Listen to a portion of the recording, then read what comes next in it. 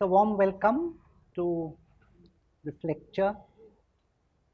We saw yesterday how the Fourier transform comes about as a requirement for identifying the way a system behaves in terms of magnitude change and phase change that a sine wave suffers. And today we are now going to look at properties of the Fourier transform. So, we are going to first build. Yesterday we actually just built the idea of a discrete time Fourier transform. And today we are slowly going to graduate to the continuous time Fourier transform, followed by the properties of the Fourier transform, and then we are going to interpret those properties. Each of those properties has an interpretation. That's the purpose of the first part of our lecture. Later on, depending on the time that we have, we shall generalize. The Fourier transform is a tool that can be used in some situations, but not in all. And therefore, to make the context of application broader, one needs to generalize the Laplace transform. So, we will try and see if we can also talk about the Laplace transform and how it generalizes from the Fourier transform. And correspondingly, we will also talk about the Z transform, how it generalizes from the discrete time Fourier transform. Right? So, we must see them all as moving from one to the other. That is how we should see them. Now, we saw yesterday that the discrete time Fourier transform can be described as follows. I will write it down. By the way, there is a good reason why we are in this course, we are using the blackboard, the chalk and talk method, as they say. There is a good reason for it. Whatever be the views of modern educationists, I still believe that unless you work with the instructor, you don't learn as much as you would in a classroom, right? So, working with the instructor is absolutely essential. That means, even if, now for example, I have taught this subject more than 10 times, I am sure, must be, I am sure, no, 10 I am saying, so at least more than 10 times. But I still want to write down those things on the board, because I want you to write with me. So, so even if you think that, you can, so, theoretically everything is available in a book, but that does not mean it is there in your mind. What we want is it should be in your mind, and for that you have to write it. And I am not saying simply copy it from the board, you must also reflect on what you are writing. That is the reason why in a course like this is supposed to be a teacher's enrichment workshop, where you want to enrich your mind. So, we do not want to simply give you books, right. So, it is the mind that must be enriched. So, the discrete time Fourier transform, or the DTFT as we call it, is meaningful for any sequence. See, any sequence in principle could have a DTFT if that quantity converges. So, yesterday we defined this. We will now define the discrete time Fourier transform of a sequence.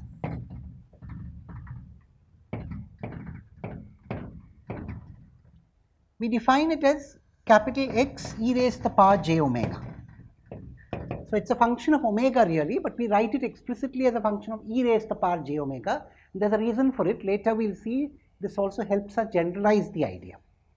So, x of e raised to the power j omega is summation over all n xn e raised to the power minus j omega n. And we saw a particular example of this yesterday, when we took the impulse response and took the inner product of the impulse response with a rotating complex number. In fact, this can be seen to be the inner product of x of n, the sequence xn, with the sequence e raised to the power j omega n. So, in fact, the discrete time Fourier transform at some level is really an inner product. It is a kind of projection.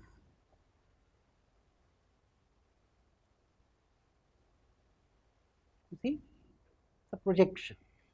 It's very important that we interpret. You see, when you think of signal processing in terms of linear algebra principles, there are beautiful interpretations that emerge. We shall see them as we go along. This is the first one. The discrete time Fourier transform is an inner product. Now, strictly speaking, when we say inner product, we must also specify the space in which we are talking. So to what space does this sequence take? Can you take any sequence? For example, could you take the sequence xn equal to 1 for all n greater than equal to 0? Is this admissible for calculating a Fourier transform?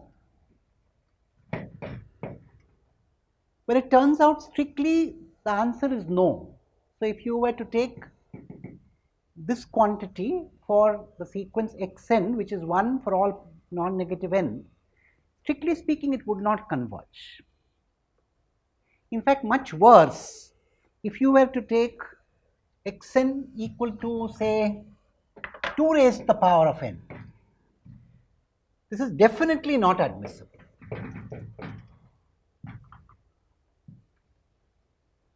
So the discrete time Fourier transform of this sequence does not exist. It doesn't converge. That quantity will not converge. You can see, in fact, the reason why we are starting with the discrete sequence instead of taking a continuous time function is that it's easier to understand the discrete context first and then move to the continuous context. So here you can see very easily, in fact, you can see that the discrete time Fourier transform of this sequence, if it all exists, should be of the form summation n going from 0 to infinity 2 raised to the n e raised to the power minus j omega n. Now this can be seen to be a geometric progression with a common ratio of 2 e raised to the power minus j omega, which has a magnitude greater than 1. So obviously this will definitely not converge. So in that sense, the discrete time Fourier transform is not a universal tool. That means that we must talk about the convergence of the discrete time Fourier transform. One sure shot case where the discrete time Fourier transform converges is where this common ratio is less than 1 in magnitude. So let's take another example. If you took the example xn is half raised to the power of n. Now I'm introducing a notation un. Un is a sequence, it's called the unit step sequence, and it is 1 for all n greater than equal to 0 and 0 else. So let's do this exercise. Let us calculate the discrete time Fourier transform of this sequence. Now again, here I would like you to do it individually first. Take 2 minutes to do it individually, 2 to 3 minutes, and then you can discuss it with your partner and improve your result if you through discussion. So in all, we should, at the end of 4 minutes, we'll have a few volunteers to tell me the answers. So please calculate the discrete time Fourier transform.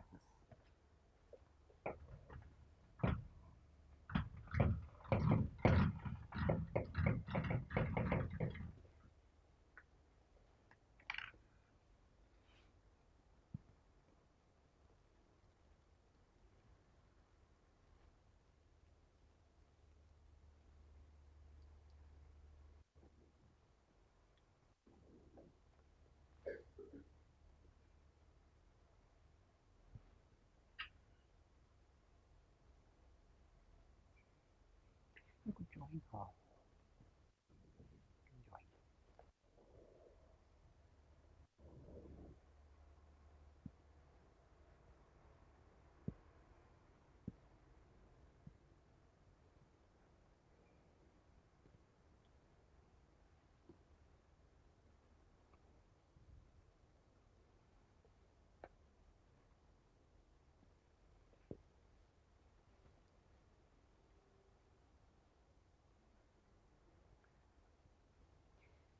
So you're permitted to discuss now.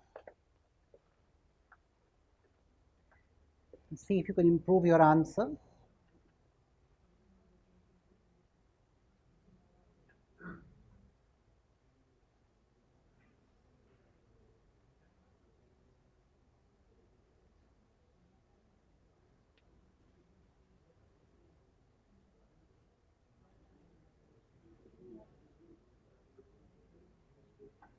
Yeah, so do we have any volunteers ready with an answer? Oh, very good. You're also ready with an answer. Anybody else who's ready with an answer?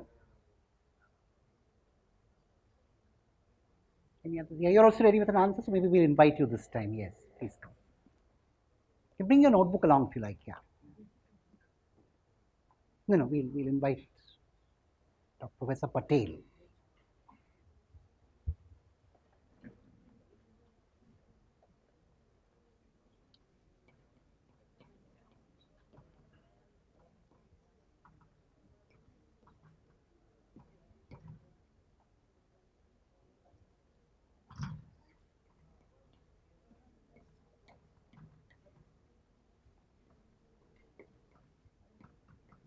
Very good.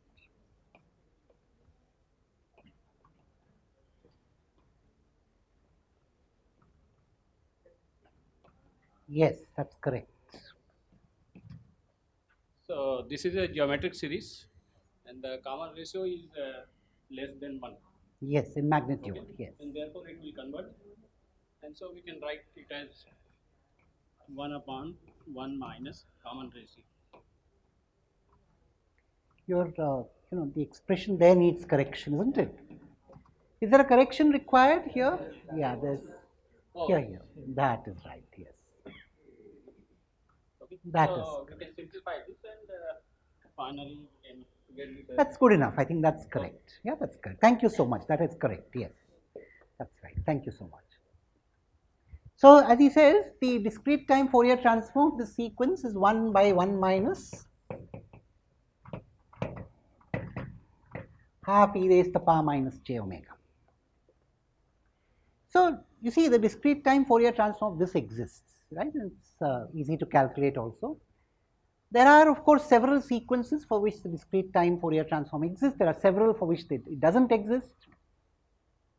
But what we shall now do is focus our attention on those sequences for which it exists. And in fact, now let's take the more general situation. What role does the discrete time Fourier transform play? Let's go back to the system that we saw yesterday, and we'll generalize that system. So suppose you had a system like you saw yesterday, where you related xn and yn.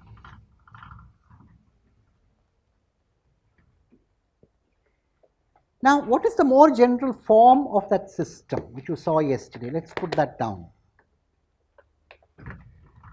You see, in general, the system that you saw yesterday was like this, something like y of n. So we had two or three systems. You saw xn plus xn minus 1, then you saw another one where xn minus 1 was calculated. And in general, you have a system, one class of systems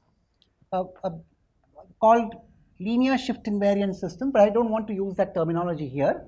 I'm just saying a general class of systems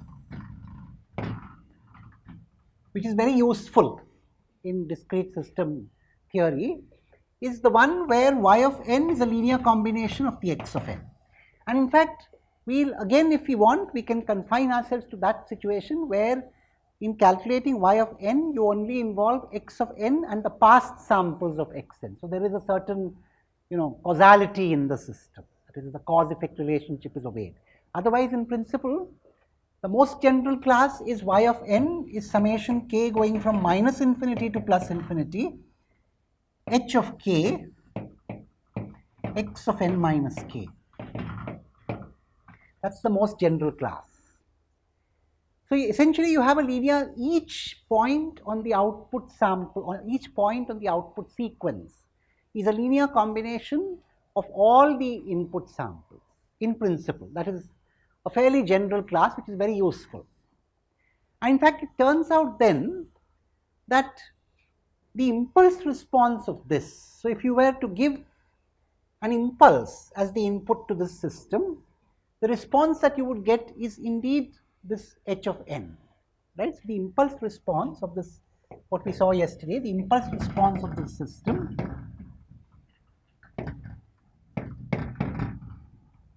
turns out to be h of n, the sequence h of n. So therefore, one general class of systems that is very useful in discrete system theory is where you use the impulse response samples to make a linear combination of the input samples in the way that has been shown. In fact, if you look at yesterday's example, you remember that h of n yesterday was half, half. This was there were two finite length sequences, half, half and half minus half. And now you will recognize, if you use this expression, you will recognize that you will get back these two systems that you saw yesterday. Isn't it? If you use this definition here, so you would have h of 0, that's half times x of n, plus h of 1, that's again half times x of n minus 1. And in this system, it would be half times x of n minus half times x of n minus 1. So you see the correspondence of what you studied yesterday. This is the more general form of that system. In fact, these systems, we now give them a name. This class of systems is called the class of linear shift invariant systems.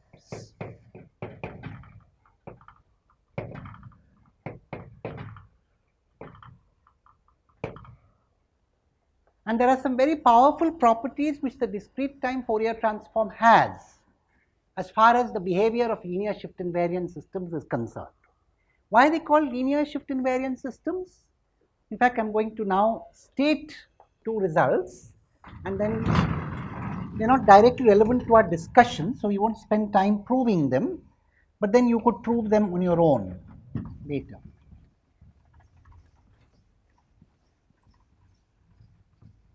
These systems are called linear shift invariant systems because they obey the following two properties: linearity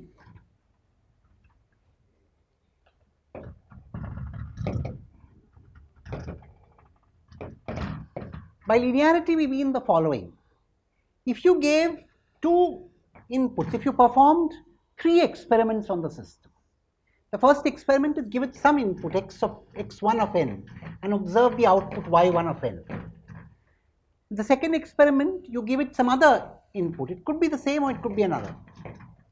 x2 of n and observe the corresponding output y2 of n. And in the third experiment, you make any linear combination of these. Pardon me? Yes, yes. No. So when we see here, it's a, now this is a discrete time system, so it's a mapping from sequence to sequence, not point to point.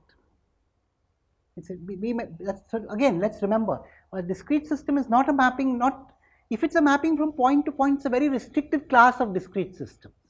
It becomes what is called a memoryless system, but we are not interested only in memoryless systems. So the most general discrete linear shift invariant system would map the sequence to the sequence, not point to point, yes. So that in the third experiment, if I took any linear combination, alpha x1n plus beta x2n, then the output must also be alpha y1n, the same linear combination. And this must hold for all x1, x2, alpha and beta. This must hold for all x1, x2, alpha and beta. If that is true, we say the system is linear. So, you see, any property, when you say property, a property really is a prescribed outcome of prescribed experiment.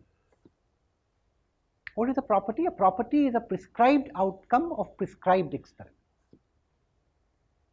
So, here the prescribed experiment is take two sequences, find out what the system would produce when that sequence is applied as the input, take a linear combination of those sequences and see what the system produces.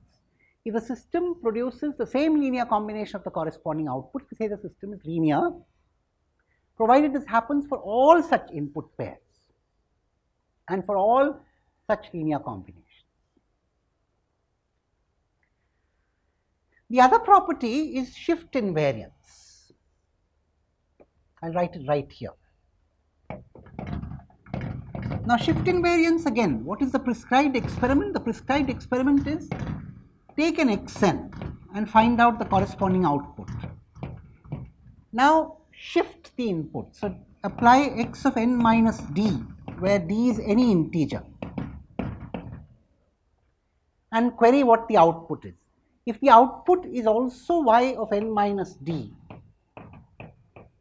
and this holds for all x and for all d, we say the system is shift invariant.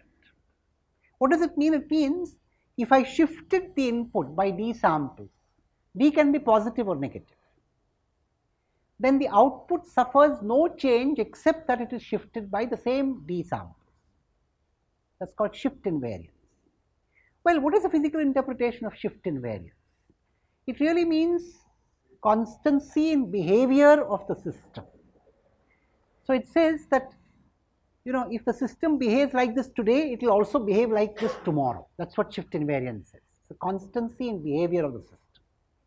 If you went to the laboratory and performed an experiment with some setup there, and if you went tomorrow to the laboratory and performed the same experiment, you should see the same consequence. That is shift invariance, right, in a certain sense. The time behavior is just shifted by the point of performance of the experiment. Now, this expression that we have, y of n is summation k equal to minus infinity plus infinity h k xn minus k, is the most general description for a linear shift invariant discrete system. That's the most general description. What it means is the impulse response tells you everything that you want to know about a discrete linear shift invariant system. If you know the impulse response, if you know the response to a unit impulse, you know how that system responds to any input. So therefore, in particular, you know how that system would respond to a rotating complex number. And how it responds to a rotating complex number is now what we are going to study.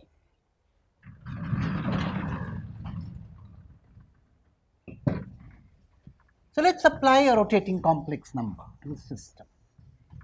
However, we would like first to, so let's look at this expression. Let's give the input xn equal to e raised to the power j omega n. So we have this system y of n is summation k going from the linear shift invariant system in general, and to it will give the input x of n is e raised to the power j omega n. It's a rotating complex number. You remember why we talked about the rotating complex number. Two rotating complex numbers come together to make a sine wave. Now again, I give you 2 minutes, 2 to 3 minutes, obtain the output for this input and write it in the following form. Write it. Can you write it as a multiple of e raised to the power? So can you show that the output is a multiple of the input here? And what is that multiplying factor related to the, so this is the question. Find, so show that it is of this form and obtain this, what comes in the bracket there. So again, let's take 2 to 3 minutes to do it ourselves first, individually, and then you may consult your partner for 1 minute or so and see if you can improve your answer.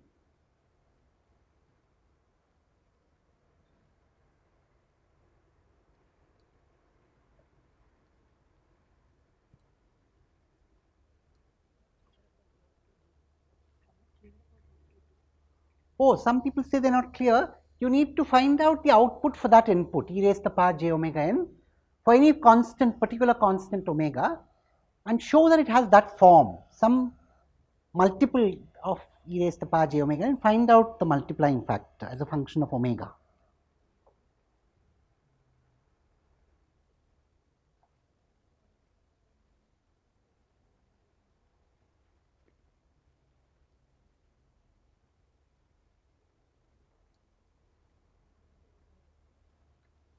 Done? Yes. No, hk would be given to you. So hk would be, so hk is a part of a system specification, like we did yesterday, right? So hk is known to you from the system specification. So you can assume that hk is known to you. Hk as a function of k is known to you. For example, you had two examples of hk yesterday.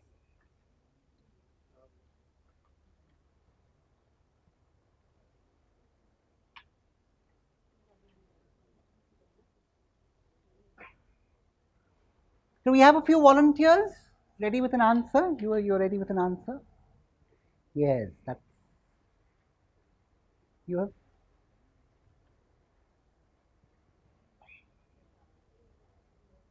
No, that's not correct. Where did HK go? You seem to have gobbled that up. So how many volunteers do we have for an answer this time? Oh, you are, yeah, you're ready, you're ready. Also have, yes, you're also ready. That's good. Who else volunteers this time? You're ready. Okay, I think this time we'll invite you. Please come.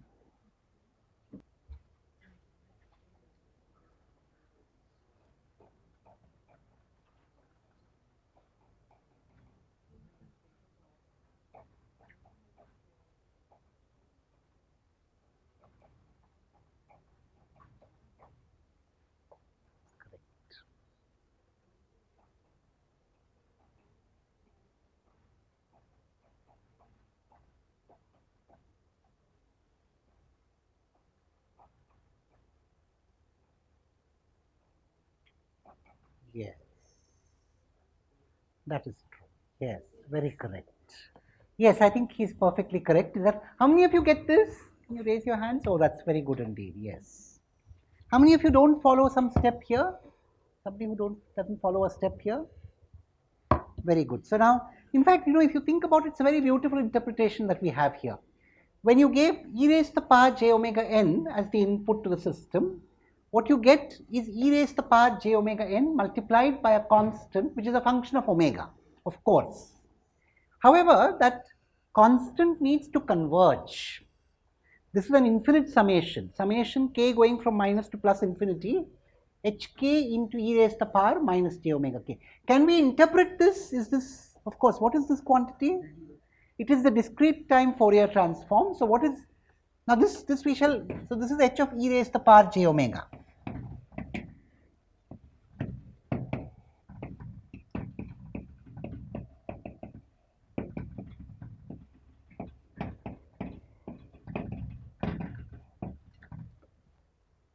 Is that right? So it's essentially the discrete time Fourier transform of the impulse response. So you see, we have a very beautiful and simple interpretation here. What is the linear algebraic interpretation of the discrete time Fourier transform? It's an inner product. It's an inner product of the impulse response with e raised to the power j omega n. What is the physical interpretation of an inner product? What does it give you? It gives you a projection. So it tells you what component of the impulse response, so to speak, lies along e raised to the power j omega n. So this makes a lot of sense. It says that if I gave e raised to the power j omega n as an input to the system, the output is e raised to the power j omega n multiplied by the component of the impulse response along e raised to the power j omega n, so to speak, informally. One can't really say this very formally, but informally that's what you're saying. That when e raised to the power j omega n is given as an input to the discrete time linear shift invariant system, then the output is e raised to the power, the same e raised to the power j omega n multiplied by the component of the impulse response along e raised to the power j omega n. Now, this doesn't happen for all sequences. In general, if you took any sequence xn, the output is not going to be a multiple of xn. That is true only for some very special sequences like this one. And these sequences are called Eigen sequences.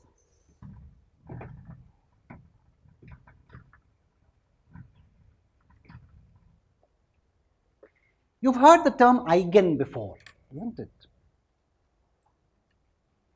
Professor Verma, Eigen, does it in German, does it mean one's own? I was just trying to recall.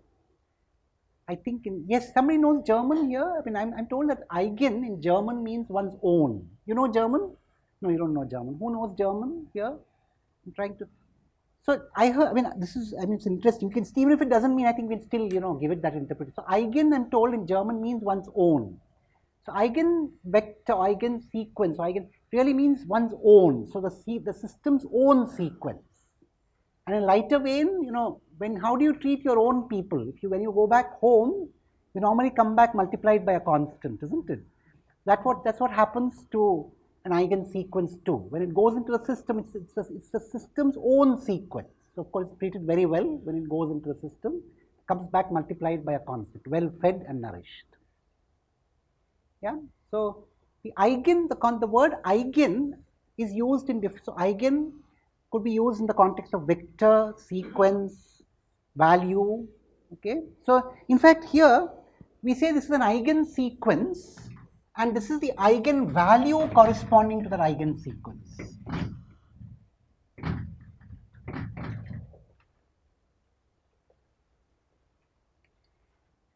Of course, this particular eigen sequence is really a rotating complex number. And in fact, this is not, this is not very different from what you studied in matrix theory. In fact, if you think about it, you could think of the system as an operator. In general, this is like an operator. You'll understand that even better if you took a finite length impulse response. So for example, if you were to take the two systems that you saw yesterday, you see, you saw two systems yesterday. So let's take the example of half-half. Now, suppose you took an input sequence and restricted yourself to some part of the input sequence. So let's say the input sequence itself is restricted in length, right? So you have xn is of the form, say x0, x1, x2, x3, only 4 samples, right? Then you would get a corresponding yn. How long would yn be? Well, yn would not begin before this, but yn would go all the way up to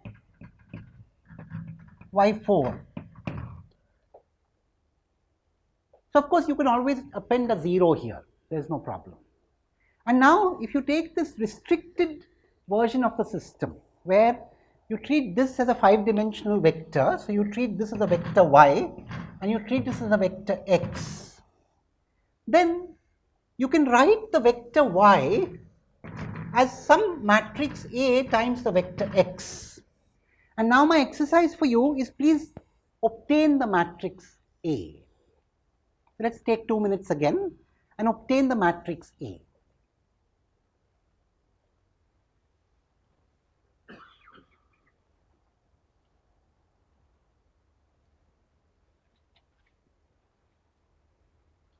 And then of course you can obtain it yourself and then consult your neighbor and improve your answer.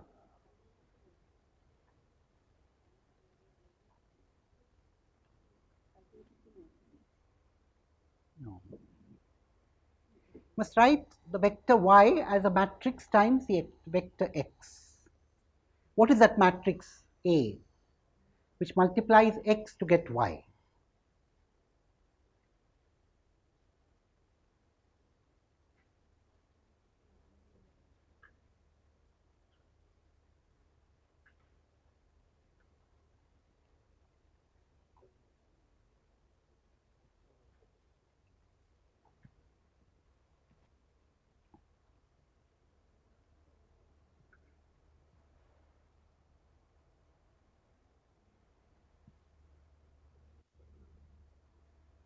I recommend that you write down, there's never, that's why, we do, you can write down the expression for y0, y1, y that way.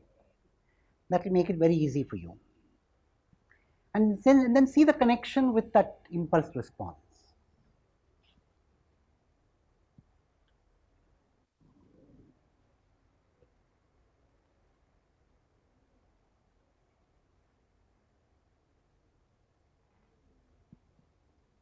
Do it for the specific case, not in general, for the specific case of half-half as your impulse response.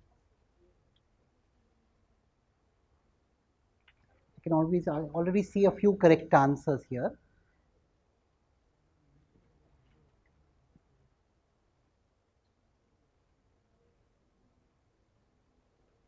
Yes, so are we converging to an answer? How many we have some volunteers for an answer?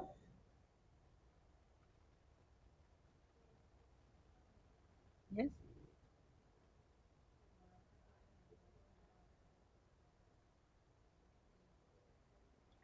No volunteers so far? You have, that's good. We have one volunteer for an answer. Any other volunteer for an answer?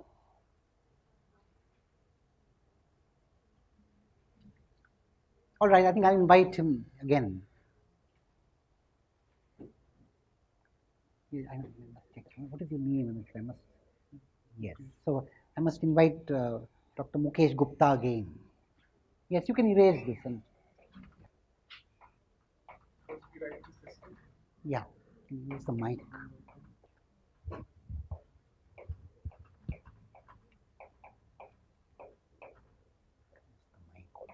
I use the mic later. Yeah. Yes. So first we have to write the equation of the system, and for various values of n from starting n equals to 0, so the value of y of 0 is equals to 1 by 2 x of 0 plus x of minus 1. Fine. For n equals to 1, y of 1 equals to 1 by 2 x of 1 plus x of 0. And so on. And so on. Fine. So we write this in the form of vector and matrices. This is y0, y1, y2, y3, and y4.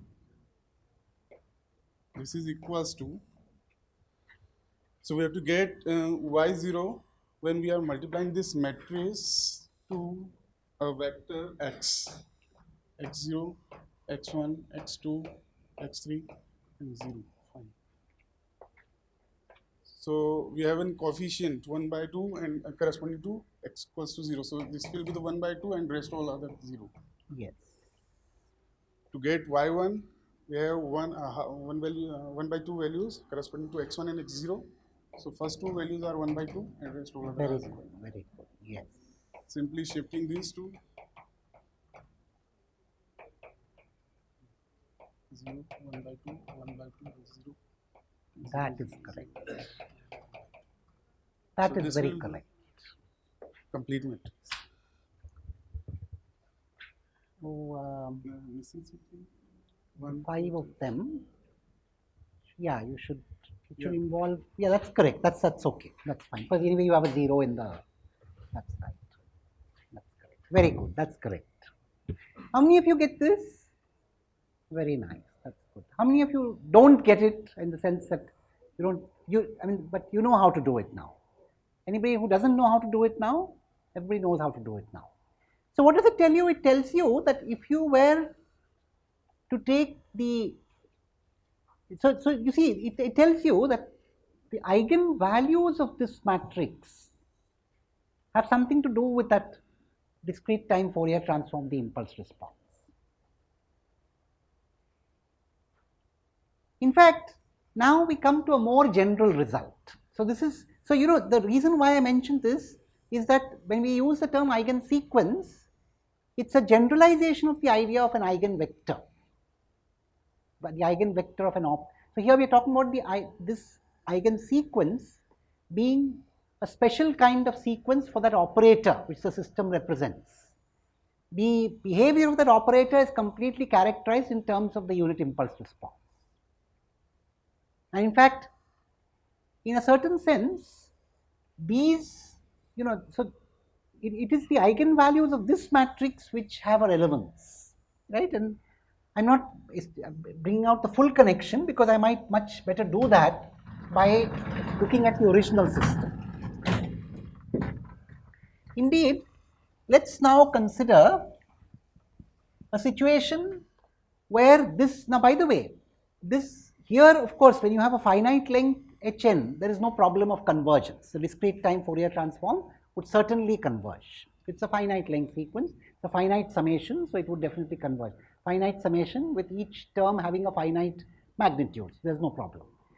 And in general, we don't know whether this would converge or not, but let's focus on a situation where the input, the impulse response and the output all have convergent discrete time Fourier transforms. And now let's try and establish a relationship between them. So we say, so you see, yesterday we were talking about this whole idea of change of paradigm. So a transform is a change of paradigm. It's a change of world view.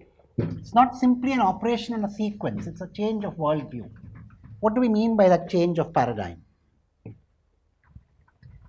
So there we go. Let's take the discrete time Fourier transform of the input and the discrete time Fourier transform of the output, and let's try and see if they can be related. So you have this linear shift invariant system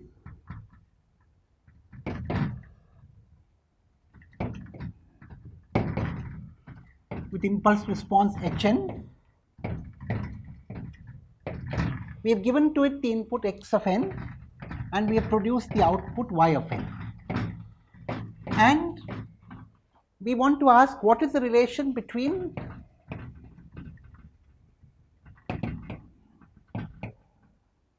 the dTft of x, h and y. Right? You wish to query the relation between them. Indeed, let us write down the dTft of the output. So let's write an expression for the dTft of the output.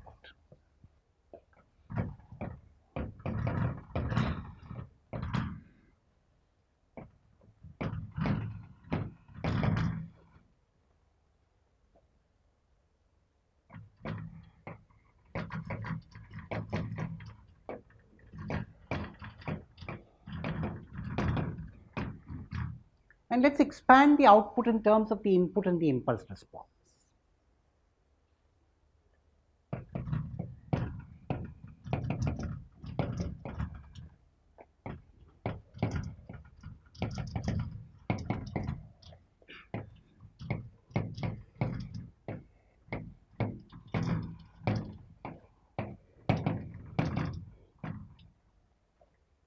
Now here we have a double summation. Again,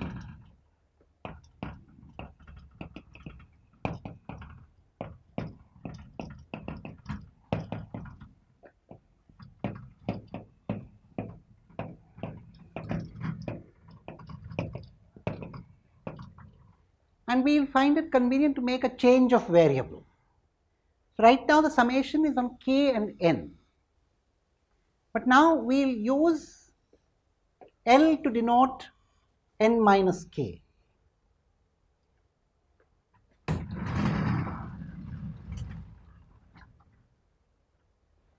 So let's use L to denote n minus k. So we'll now work with the variables k and L instead of k and n. So for a particular k, if n runs over all the integers, so does L. Is that right? For a particular k, when n runs over all the integers, so does k. And therefore, we can rewrite this double summation as summation L going from minus to plus infinity, summation k going from minus to plus infinity, hk x of L e raised to the power minus j omega k plus L. And now we can decouple the two expressions.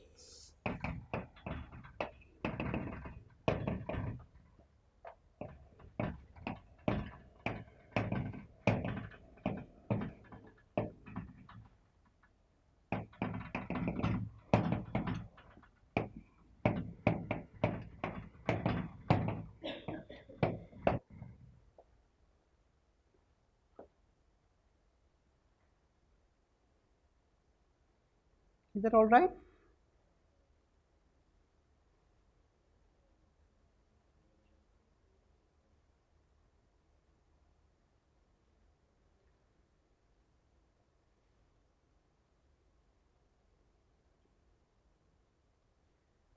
Do we recognize this? What is this? This is the discrete time Fourier transform of H. and it's independent of L, so it can be brought outside. Of course, remember that we are doing all this contingent to these summations converging. We've assumed that in the beginning, that we're taking a situation where these summations converge. And in that case, what we have now is h e raised to the power j omega. And once you extract h e raised to the power j omega common, you get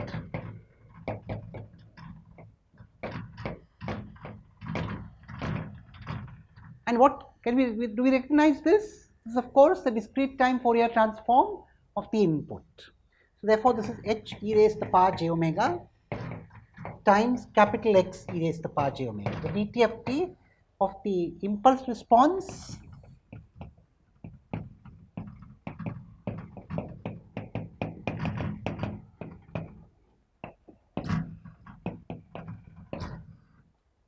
this is a very important result.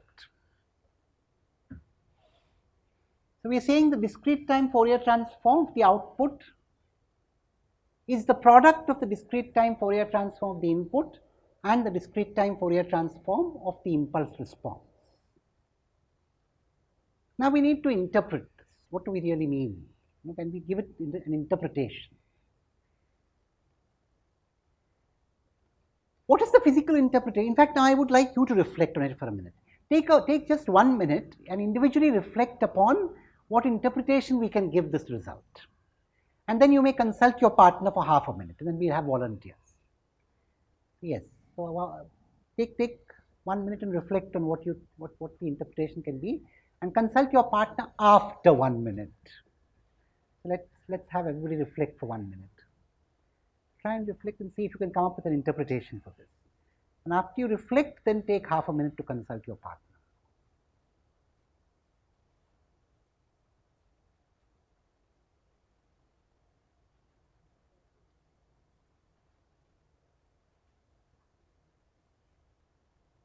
And now you may consult your partner.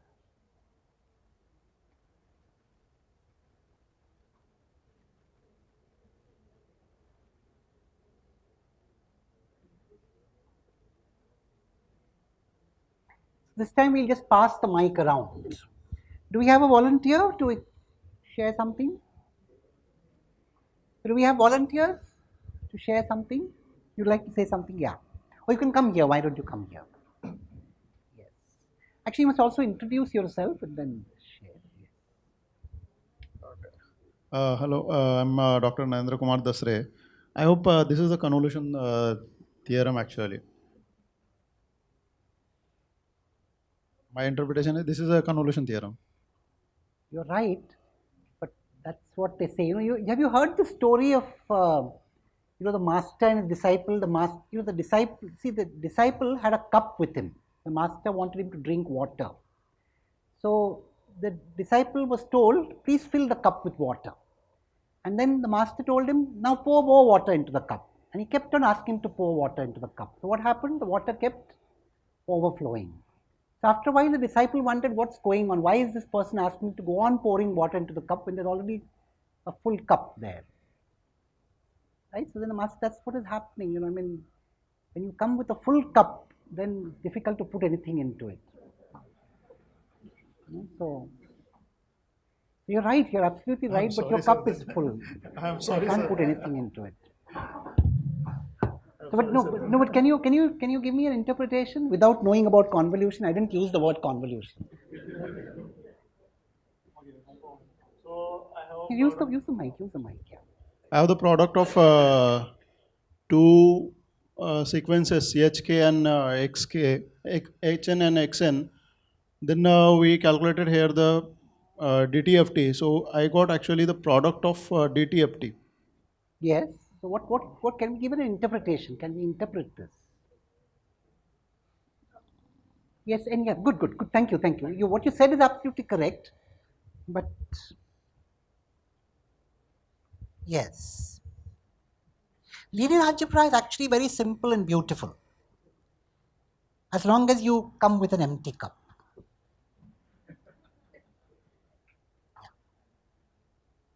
Yes, come, yeah. Tanmay has an answer, yes. So we showed one result that we are, when we take DTFT, then we are actually projecting on e raised to j omega. Very good. Now what happens to e raised to j omega n? That is just simply multiplier Yes. coming out.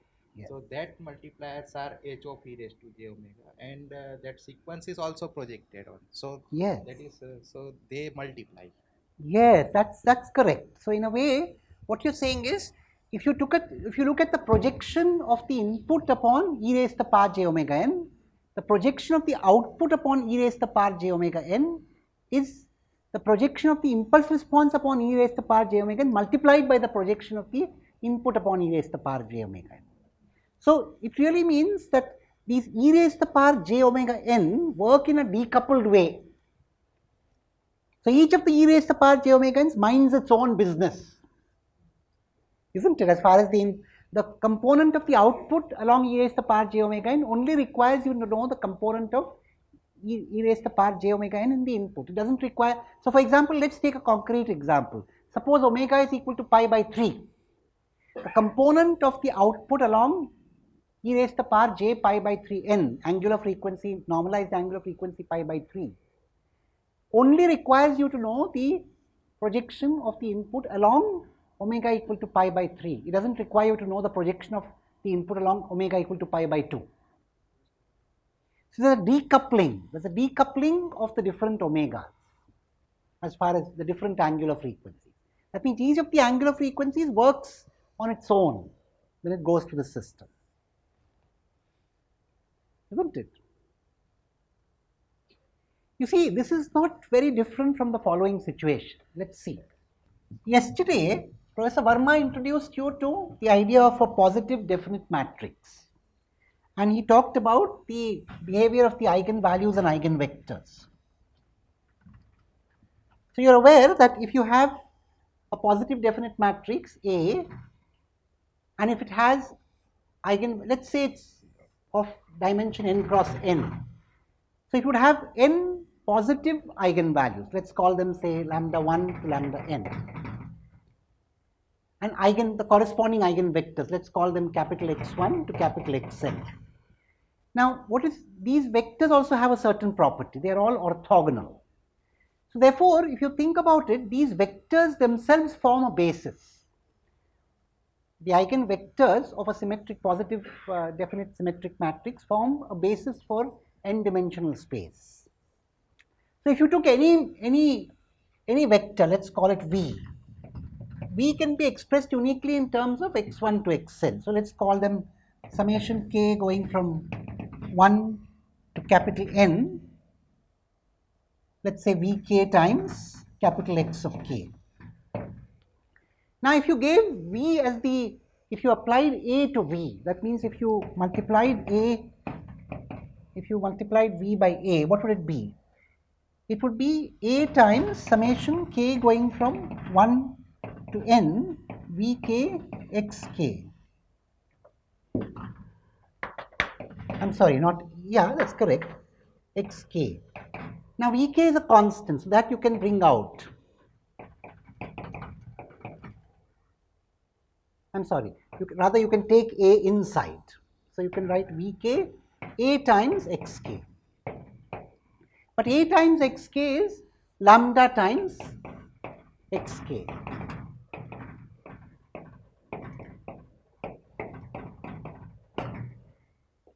Is that right? So what does it tell you? Now AV, let's call this the output. This is like the output. Let's call it VO.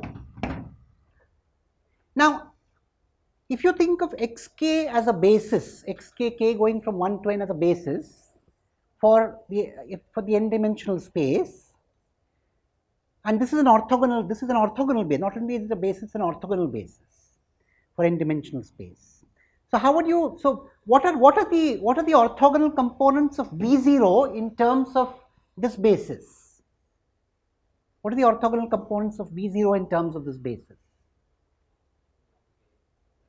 Yes, indeed, this isn't it. Vk times lambda k, obviously, because you have expanded them in terms of the xk, and it's unique. The expansion is unique. So therefore, So the components of the output in terms of the basis is a product of the component of the input and the component of the operator, the eigenvalue of the operator. So now what you saw just now for the discrete time Fourier transform is a generalization of that. But it's a generalization on a continuous set of omega. Of course, is this getting pretty heavy? How many of you found this pretty heavy? Yes, I can see you were a little puzzled. Yeah. Yes. How many of you found this heavy? You raise your hands. Yes. So let's light. Would one of you like to come in and take half a minute and discuss this between yourselves? I'd like one of you to come and explain to me in different words. So please, talk to you can straight away talk to one another. So talk to your partner and give me an try and interpret this and come and share your interpretation. So take half a minute to 1 minute, and I'd like to hear some interpretation from you.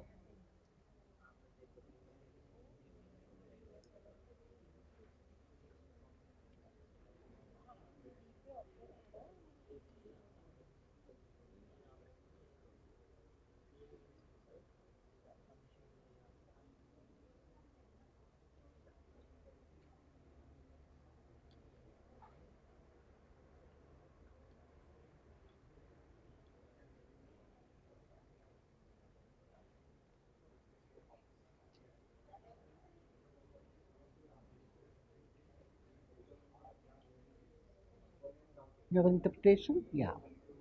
Not interpretation. What you asked, what was your question? Yeah, my question is, I've given you an interpretation which suddenly was pretty heavy, so I want you to come and explain the same interpretation. I want some volunteer, you can discuss it between yourselves and come and explain the same interpretation. Yes, do we have a volunteer? Yes, any volunteers to come and explain?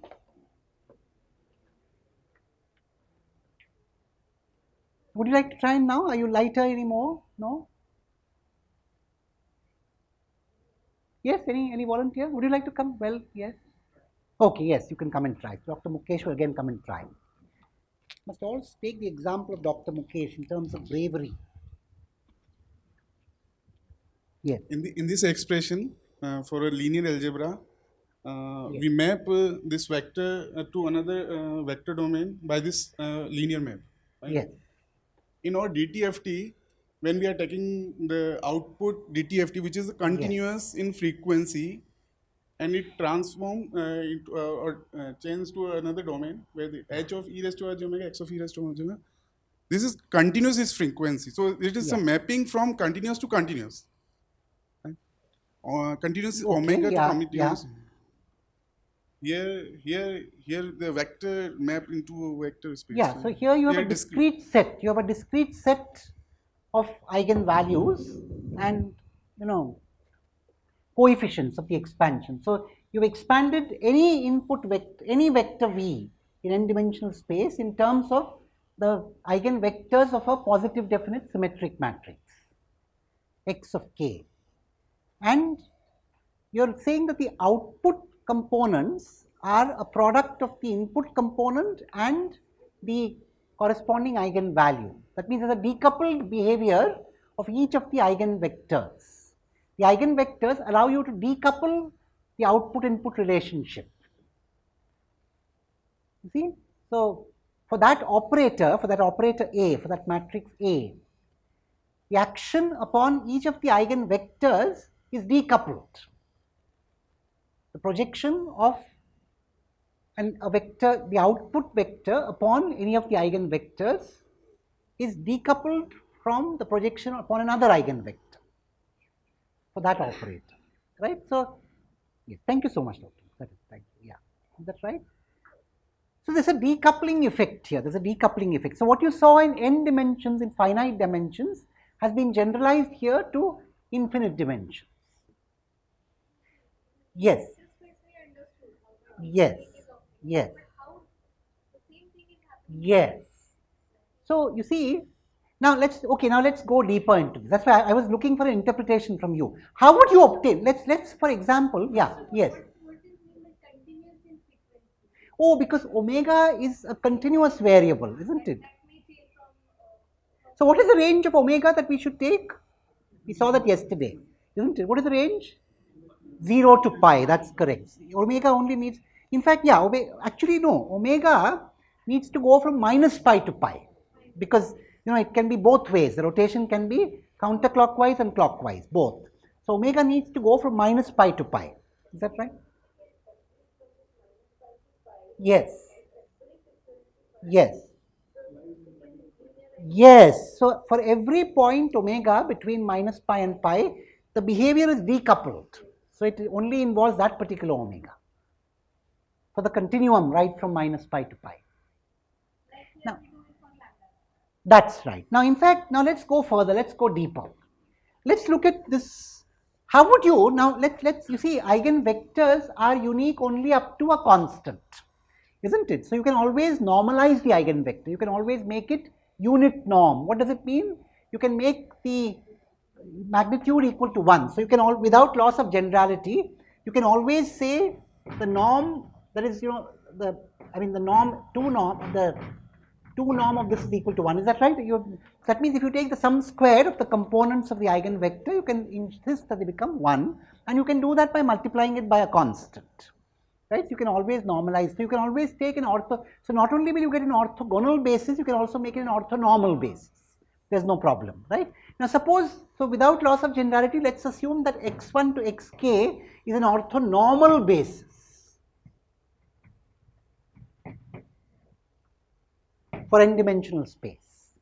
In that case, how would I obtain the vk? Suppose I have the vector v. How will I obtain the vk's? If it's an orthonormal basis, how will I obtain the vk's? Yes? Yes? Yes, yeah, somebody, yes. The inner product, of course. So what is Vk then? Vk is the inner product of V with xk, of course. Is that right? So Vk is the inner product of x with V with xk. What is the geometrical interpretation? You take a dot product of the vector with a unit vector in the direction in which you want to project. Is that right? So if you have an n-dimensional orthonormal basis, you can find out the projection along each of the directions by taking an inner product. So Vk is an inner product of V with xk. Similarly, you could find out the V, so Vo again, you could take the inner product. So what are we really saying? We are saying the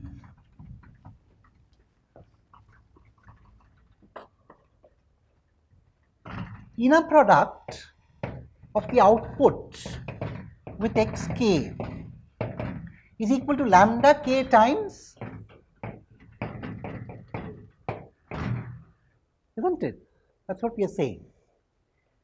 So if you take component wise for each k, this is the relationship that you have. And this is now being generalized to the discrete time Fourier transform.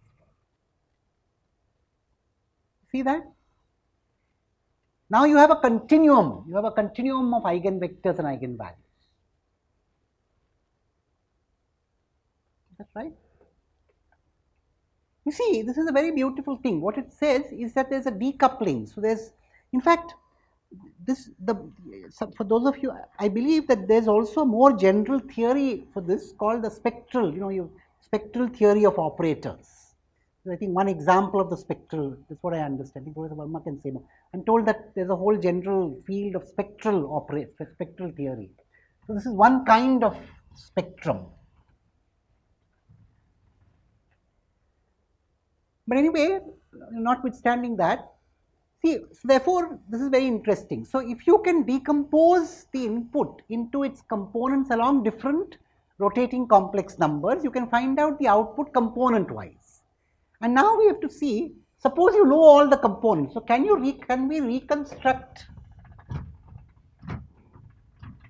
This is a question that we need to answer to complete our discussion. Can we reconstruct xn from capital X e raised to the power j omega? So we've seen the other way, that is, we know how to calculate. We have given an interpretation. X e raised to the power j omega n, sorry, x e raised to the power j omega is of course, the inner product of xn with e raised to the power j omega n. Isn't it? It's that interpretation we know. But now we want it the other way. Suppose you know all these inner products. So suppose you know that, suppose we know x e raised to the power from minus pi to pi. Then can you reconstruct? You see, in principle it should be possible. Well, in principle it should be possible if you have not lost something. If you have projected xn along all these different omegas, whether or not the answer to this is yes will depend on whether you have lost something in all these projections. If you have lost nothing, if everything that was there in xn is indirectly present in all these projections, then you should be able to reconstruct. Now here I am again going to give you an opportunity to think and come up with an answer. Again, now take recourse to your high school vector geometry and tell me if you can come up with an answer to this question. Can we reconstruct, how would we reconstruct xn from capital X e raised to power j omega, omega going from minus pi to pi? Again, I give you a hint. Go back to high school geometry. Can you, if you, just like you interpreted calculation of x e raised to the power j omega in terms of high school geometry, that's like a dot product. Now, you're asking, can you reconstruct a vector from its dot products, right? So, in fact, you almost have an answer, but I'll give you half a minute. So, take half a minute, think on your own, then take half a minute, discuss with your friend, and then after 1 minute, we'll have volunteers.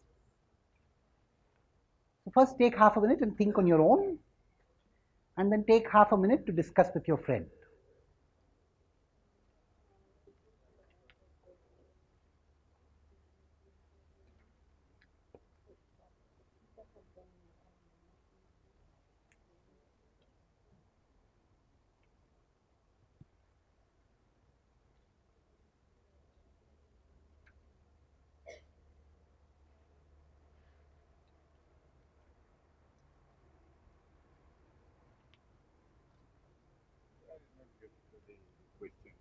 The question is, can I go the other way? So, I have gone from xn to x e raised to the power j omega. Can I go back to xn from x e raised to the power j omega? So, if I know the x e raised to the power j omega, for omega going from minus pi to pi, can I reconstruct xn? Can I reconstruct xn from its components along different omega? So, I gave you a hint, use high school geometry in some sense,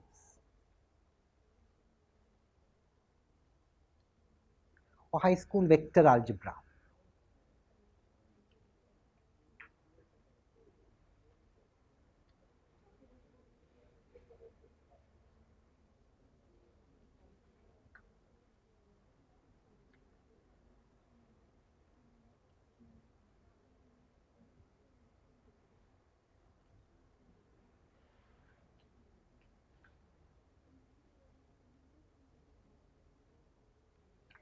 Well, we are nearing the end of 1 minute. Do we have any volunteers?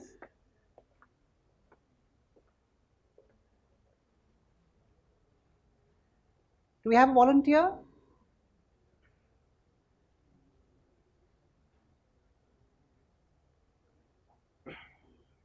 Maybe I'll definitely have volunteers if I now give you an even bigger hint. Let's take a two-dimensional vector. Let's call it P. And you have two unit vectors, u1 and u2, u1 cap and u2 cap. So I've given you these.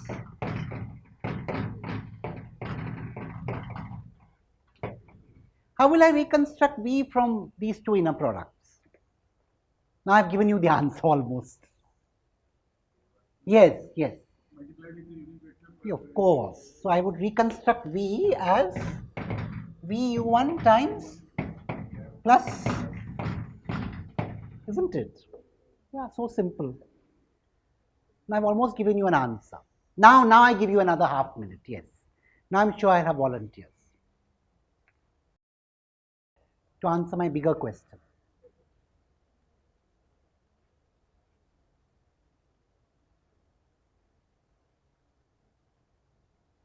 Ready? Ready with an answer?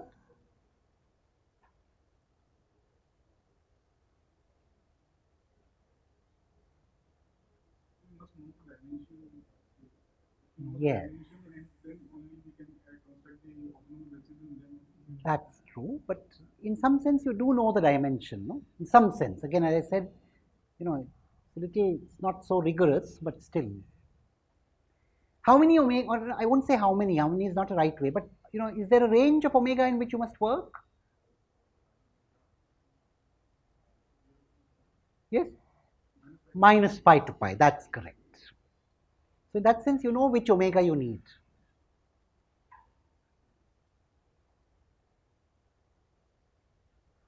Is that right? I can see a smile on some faces. Are we ready with an answer? Yes, you're ready with an answer? So do we have volunteers? Yeah. Anybody would like to help me with an expression? How? Yeah. Any volunteers?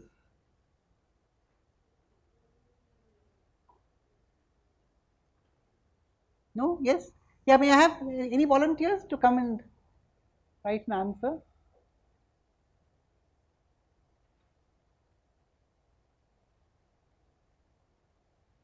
You want to do it?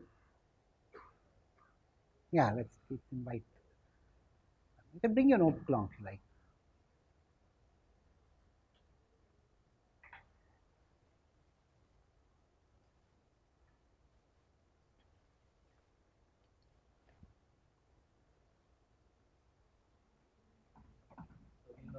E raised to j omega. Can you just use the mic? We know x of e raised to j omega is such kind of projection Yes. or inner product, and with respect to that frequency omega, so we need to take the same rotating Yes, vector, that's correct. that is e raised to j omega n. Now omega range is from minus pi to pi, Yes. which is continuous. So instead of taking additions of all, say maintaining continuity, we have to take integration. Yes. And You would need to replace an addition by an integral. so that will be. Okay, now these are places where we are not being very So- rigorous. It's not a very rigorous, it's an intuitive argument. It's not very rigorous. It's not incorrect, but it's not rigorous. But yeah, it doesn't matter. Yeah. So if I put it like this, and this range Yes. normalize to maybe 1 by Yeah, and now here, now what is the catch? You see, e raised to the power j omega. Now, what was the you see, these were orthogonal, but it's not enough for them to be orthogonal. They needed to be orthonormal. They also need to be unit norm. So that means that you might need to put a constant there that is 1 by to normalize. So some constant. We don't know what that constant. Put some constant k, and we'll find that k out. by plugging it again in. Yes. So Yeah. very good. That's correct. Thank you. Very good. So do you see what he's saying? He's saying multiply each component by an orthogonal. So now you see he's observed that these e raised to the power j omega n are like orthogonal components for different omegas. And you're multiplying by the corresponding orthogonal component, you're integrating over them, but you need to also allow a constant to be there. Strictly speaking, this constant might need to depend on omega. So actually the constant needs to be inside. But let's see, again here we are doing, as I say, if you can, then why not? So let's see if you can keep the constant independent of omega and still get a reconstruction. How would you get a reconstruction? If you evaluated this and you were able to find a k for which this gives you back xn. Let us see if we can do that. So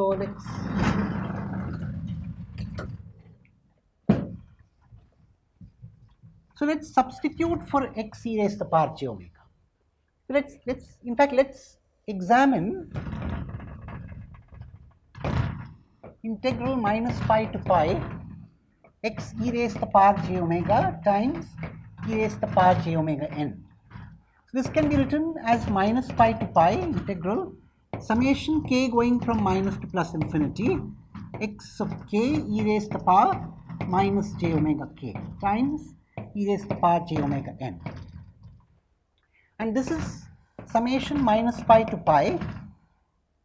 Now here, let's interchange the order. So let's take the summation outside. and take the integral inside, because the integral is on omega, this is independent of omega. So I could take, of course, now by the way, this is where a little bit of rigor strictly is required. This kind of an interchange requires certain conditions. But let's assume that those conditions are not very, they're not very demanding. So in most reasonable situations, these conditions allow the interchange. So we have this. Now this is an easy exercise. All of you please evaluate this. Evaluate this integral. That's not at all difficult to evaluate. Of course, you will need to do it for two different cases.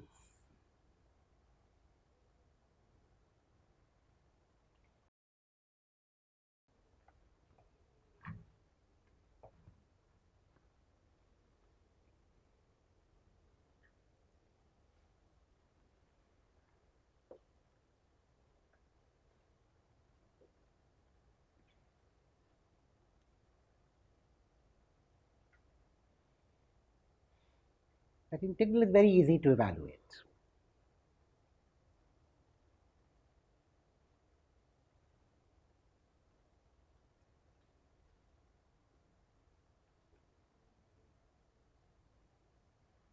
Yes, anybody ready with a value?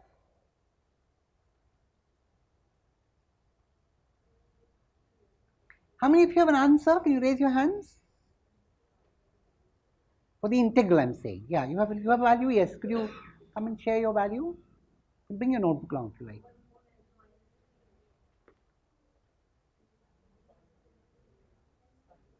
Fine. I want you to give me a, for different. Yes. Ah. Yeah, come, correct. I think that's here. You can come and share your answer. Yes. Pardon? Doesn't matter. If you're not sure, then it's all the more reason to come. Yeah.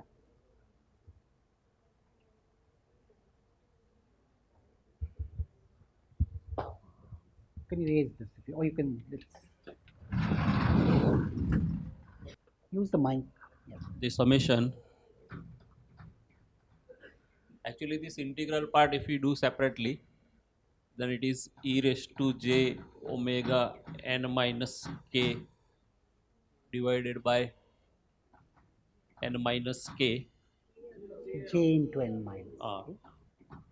j into n minus k, if n is not n minus k not equal to 0, That's right. right? If n minus k is 0, Yes. then this becomes 1, Yes. and so that value is 2 pi. That's correct. Right? And if we evaluate this value from minus pi to pi, Yes. it is 0. Yes, because it would take the same value at the two extremes. Minus this- 1 to the power n minus k. So this summation holds only for if k is same as n. That is And in correct. that For case, all this is 2 other, pi. so only at one value of k, namely n, will that integral be non-zero. That is right. Yes, correct, absolutely correct. Thank you. How many of you get this?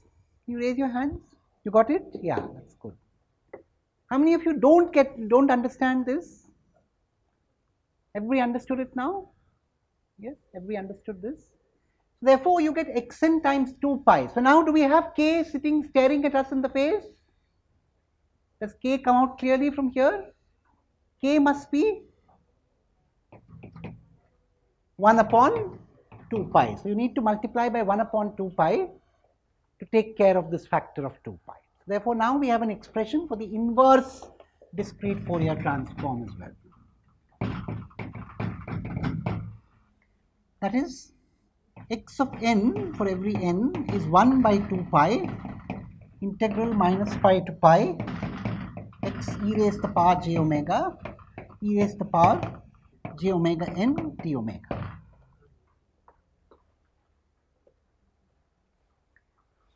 Is that right?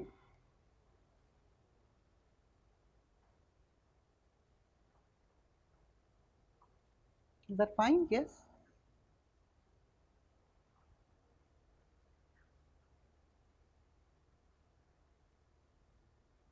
So, you see, what does it mean?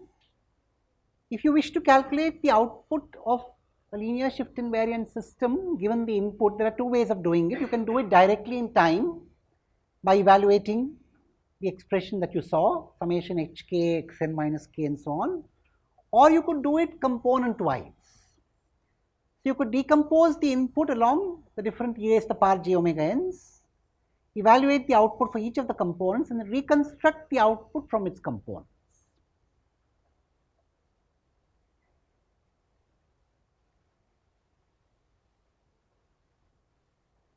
Now, let us take the case of a finite dimensional situation.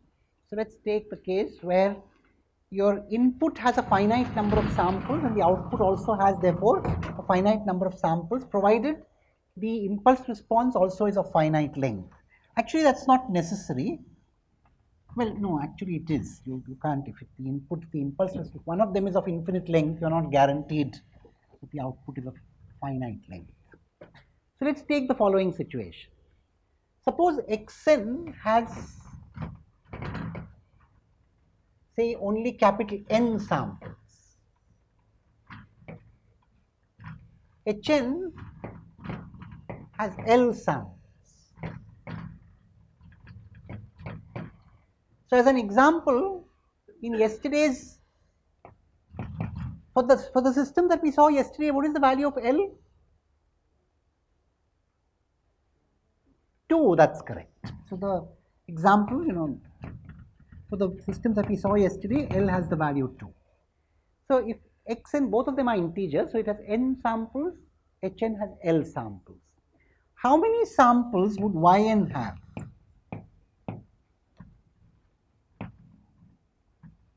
How many samples? Please think and tell me. Take a minute to think and tell me. How many samples would Yn have? Yes, yeah. You can, if you like, could work it out on your. It would be recommended you work it out on your notebook.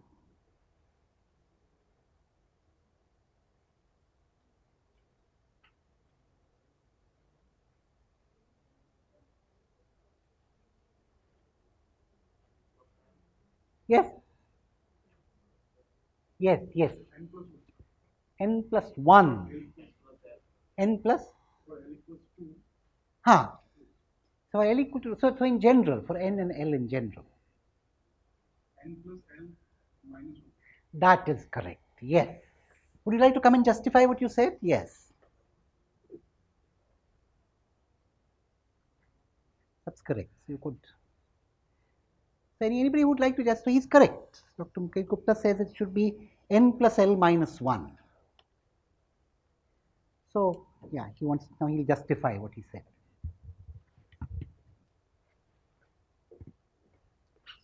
Y of n is equals to summation k varies from minus infinite to infinite. X of k, h of k, x of n minus k. Yes. And or x of k having a length L, what did you mean?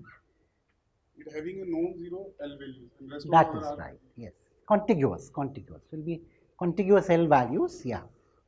So, when we are putting different values of n, we are Yes. getting only non-zero these two for, because x of k here we are having n number of non-zero values. That's right. And we are shifting this with very k, you are getting a non-zero multiplication only for n plus L minus 1.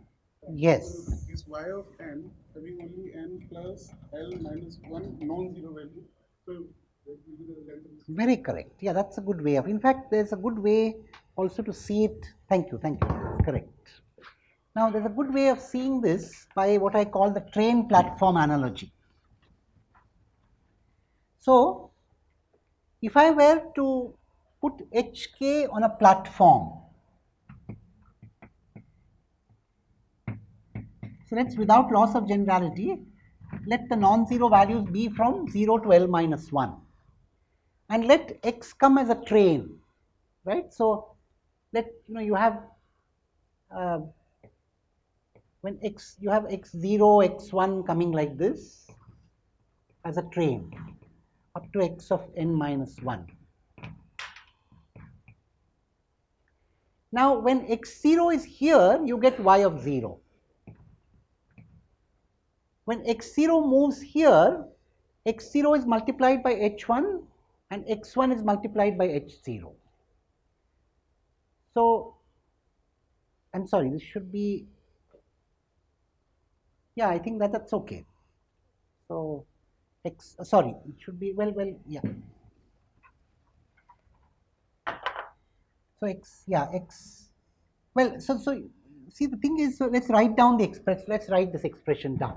So, y of n is summation k going from 0 to L minus 1 h k x of n minus k, isn't it? So, you see, so we should think of hk is the static part and you have x of n minus k moving along here. Is that right? Now, the sequence x, you could visualize the sequence x moving along this to generate the, and it keeps stopping at every point and generates one point, isn't it? So, when x of n is here, it generates y of n, right? Y of 0. When x of n comes here, it generates 1 and so on and so forth. So, up to what point will this train and will the passengers on the platform interact with the passengers on the train? Up to a point where the last bogie of the train reaches here. And when will the last, so that means what is the total length which is required? L minus 1 here plus n. I'm sorry, L from 0, yeah. So L plus n minus 1, whatever way you want to do it. So L plus n minus 1. So when you go n minus 1 steps here, the last passenger here interacts with the last passenger in the train. After that, this train moves away. There is no interaction at all. That's another way of understanding it. So therefore, you get n plus L minus 1 samples in the output. Now, you could think of a situation where the input can also be thought of as having n plus L minus. So really, that means if you want to find out the output, you need to work in an n plus L minus 1 dimensional space, because it has only n plus L minus 1 dimensions. The output has only n plus L minus 1 samples. So it's an n plus L minus 1 dimensional vector, isn't it? And the input is an n-dimensional vector, the impulse response is an L-dimensional vector. But an n-dimensional vector can always be embedded in n plus L minus 1 dimensional space by making all the other components 0. What is more interesting, my lecture or your mobile?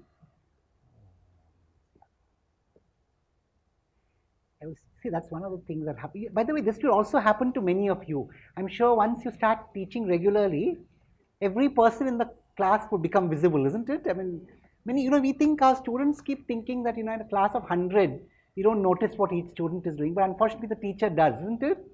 Yes, every student is visible. So here the output is an n plus L minus 1 dimensional vector, the input is an n-dimensional vector, and the impulse response an L-dimensional vector. But an n-dimensional vector can always be embedded in n plus L minus 1 dimensional space, and so can the impulse response.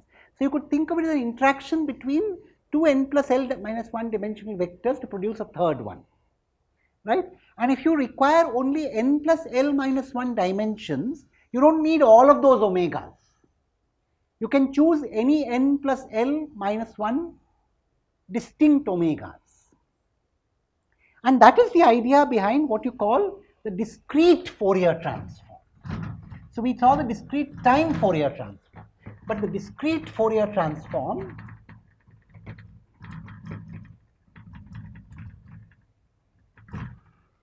discretizes the frequency as well. So you can take only n plus L minus 1 discrete values of the frequency and you can use those to get an input-output relationship. That's what the idea behind a discrete Fourier transform is. But unfortunately, we will have to conclude the lecture here as far as this topic goes. Yes? Let's hope there is another opportunity to learn more. But I'm sure many of you will pick up many more things having been ignited with this. Yes? Thank you.